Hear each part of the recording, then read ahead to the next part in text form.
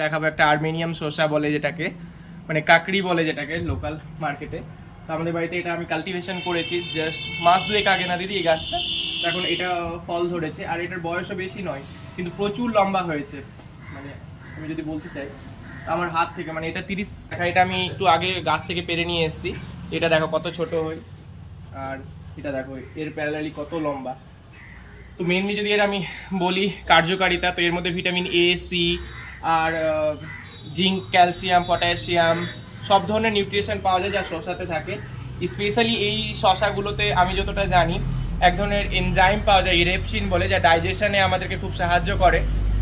আর এটার মধ্যে একটা মানে ডিফারেন্ট যদি আমি বলি গুণাগুণ, তাহলে এর মধ্যে এর সিডসগুলোর মধ্যে এমন একটা মানে রয়েছে যেটা আমরা যদি কনজিউম করি তাহলে আমাদের ইন্টেস্টিনাল যেটা থাকে অন্ত্রের মধ্যে টেপওয়ার্ম হয়ে যায় বা ফিতাকৃমি, ওগুলো থেকে এটা খুব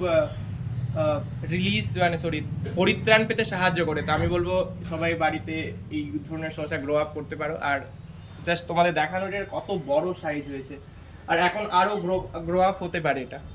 তো দেখো নর্মাল শসা আর এটা কত বড়। চলো।